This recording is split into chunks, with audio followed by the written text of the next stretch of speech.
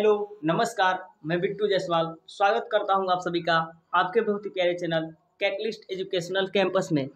दोस्तों, जैसा कि हम लोग बीएसएससी का जीके का अभी पार्ट देख रहे हैं, तो बीएसएससी वाला जीके में जो कि 18/12/2011 में पूछा गया था, इसका जो है पार्ट 2 है। यानी पार्ट 1 में मैंने लगभग 15 से 20 क्वेश्चन करा चुका हूँ और शायद 15 क्वेश्चन कराया था, और जो है ये पार्ट 2 होगा।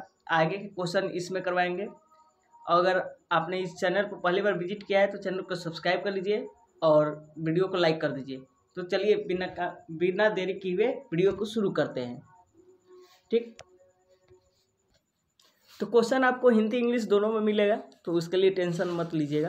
तो पहला क्वेश्चन है आज का, यानी 14 तक कल करवा चुके थे। तो पहला क्वेश्चन है आज का कि विश्व आर्थिक फोरम की वार्षिक बैठक का स्थल जो कि दावोस है, यहाँ पे दावोस नहीं दावोस, दावोस जो है कहाँ पे है, यही क्वेश्चन आपसे पूछा है। तो इसका जो राइट आंसर है वो है ऑप्शन नंबर सी, कहाँ, स्विट्जरलैंड में। तो दावोस जो है प्रतिज्ञा जिले में स्थित एक नगर पालिका है और यह ग्राउंडन का एक प्रांत है जो कि स्विट्जरलैंड में स्थित है।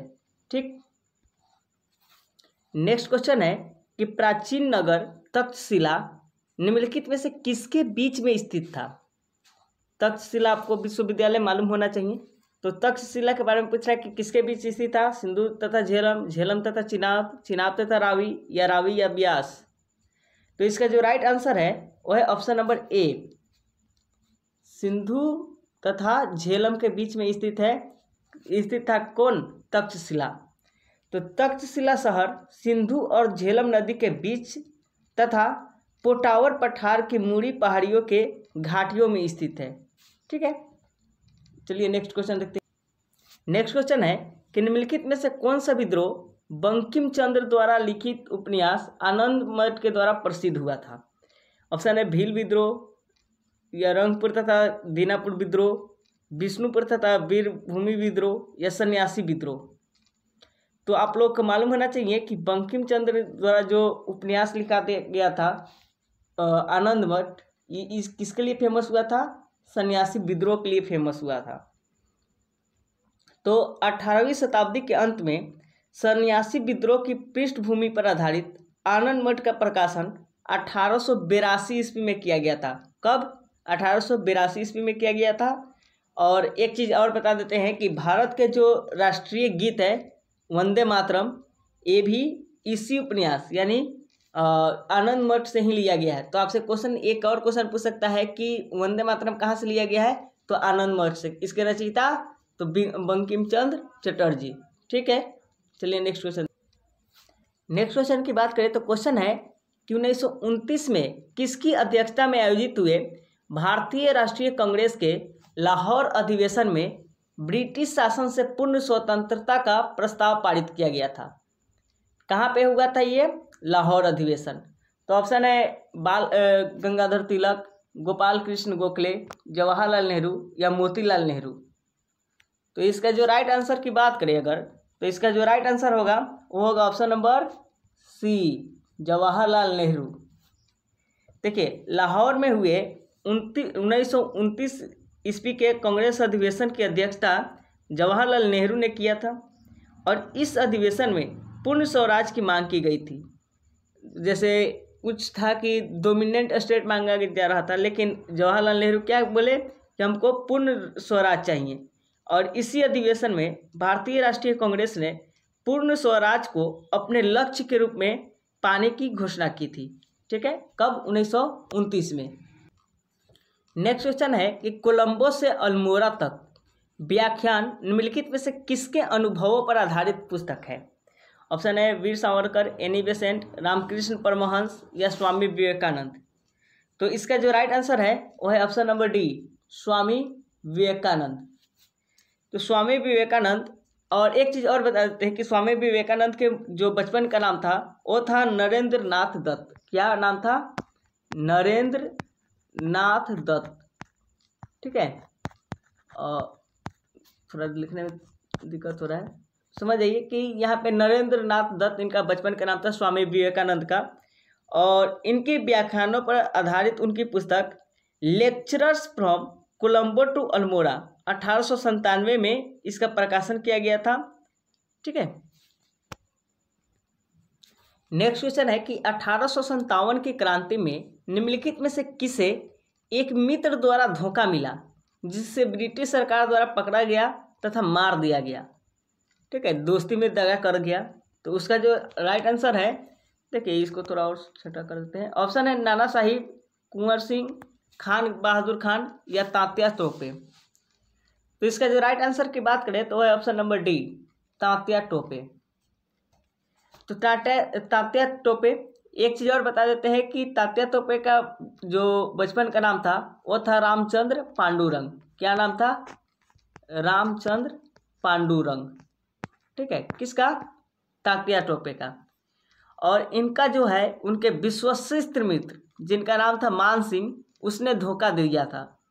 18 अप्रैल 1859 को उन्हें ब्रिटिश सरकार ने शिवपुरी की पहाड़ियों पर फांसी की सजा दी थी। वे बिट्ठूर के नाना साहेब, जैसे मान के चले कि रामचंद्र पांडुरंग यानी तात्या टोपे और नाना साहेब जिनका आप धुंधुपंत के नाम से भी जानते हैं, उनके सहायक और समर्थक थे। कौन? तात्या टोपे। और इनका मित्र एगो था मान सिंह, उसने धोखा दिया था जिससे ब्रिटिश सरकार द्वारा इन्हें मार दिया गया। नेक्स्ट क्वेश्चन है कि हड़प्पा सभ्यता संबंधित है। ये तो बहुत आसान क्वेश्चन है। ऑप्शन है कांस्य युग से, नवपाषाण युग से, या पाषाण युग से, या इनमें से कोई नहीं। तो आपको मालूम होना चाहिए कि जो हड़प्पा सभ्यता है इसको कांस्य युगीन सभ्यता भी बोला जाता है, यानी ब्रॉन्ज एज। तो हड़प्पा सभ्यता 2350 ईस्वी से 1750। देखिए डेट डिफर थोड़ा बहुत करता है, लेकिन आपको डेट के पीछे एक ये याद रखिएगा, ये डेट काफ़ी इसको एनसीईआरटी मतलब एसएससी इसी को जनरली मानता है या कोई भी एग्जाम। तो 2350 ईस्वी से 1750 ईसा पूर्व एक कांस्य युगीन सभ्यता थी। और एक चीज़ बता देते हैं कि हड़प्पा सभ्यता को सिंधु घाटी सभ्यता भी बोला जाता है। ठीक। नेक्स्ट क्वेश्चन की बात करें कि भारत तथा चीन के बीच सीमा बनाने वाली रेखा को क्या कहते हैं? तो मालूम होना चाहिए आपको। तो इसको कहते हैं मैकमोहन रेखा। कौन सा रेखा बोलते हैं? मैकमोहन रेखा।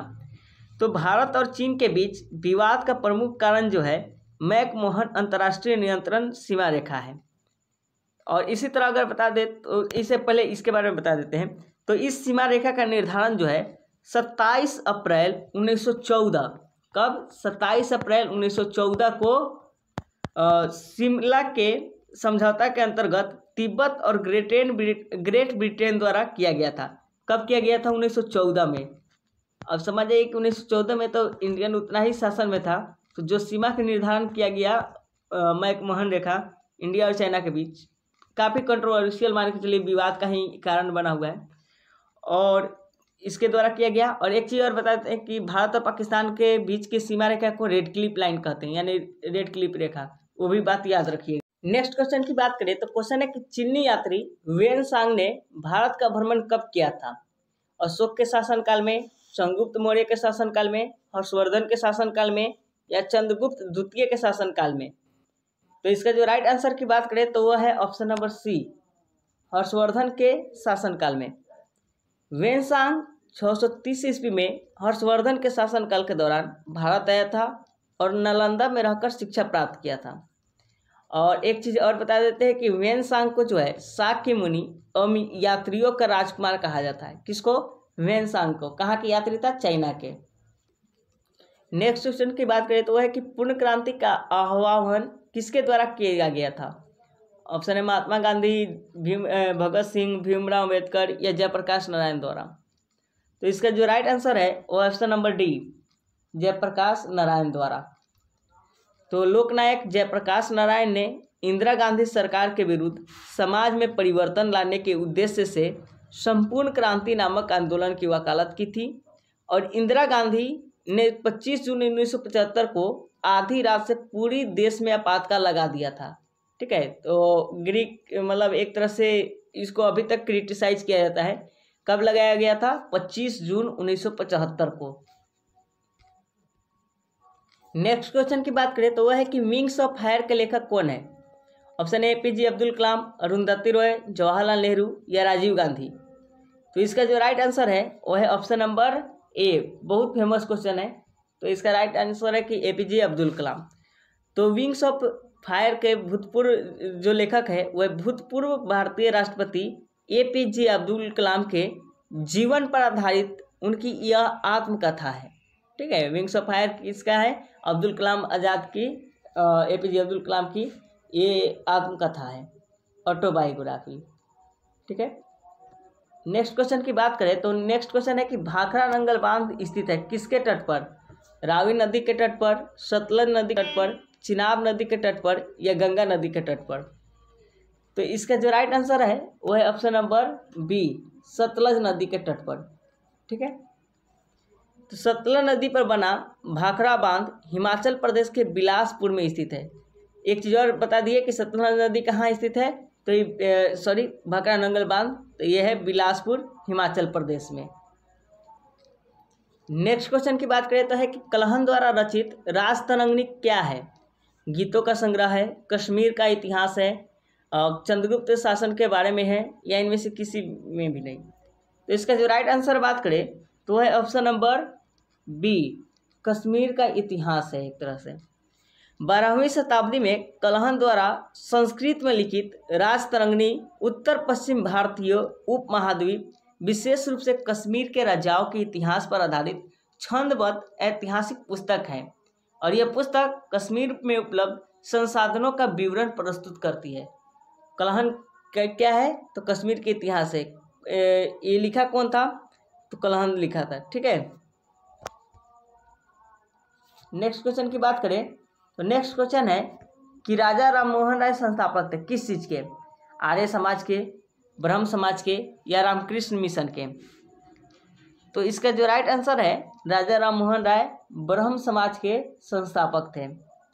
तो ब्रह्म समाज की स्थापना राजा राम मोहन राय और देवेंद्रनाथ टैगोर ने कलकत्ता में 20 अगस्त 1828 को कलकत्ता में किया था। कहाँ पे? कलकत्ता में किया गया था। किसके साथ मिलकर? तो राजा राम मोहन राय और देवेंद्रनाथ टैगोर। ठीक है, तो रहने देते हैं आज के लिए इतना ही। अगर वीडियो अच्छी लगी तो वीडियो को लाइक कर दीजिए और शेयर कर दीजिए और चैनल पर पहली बार आए तो चैनल को सब्सक्राइब कर लीजिए। बाय, टेक केयर और अच्छे से जीके पढ़ाई करते रहिए BSSC के।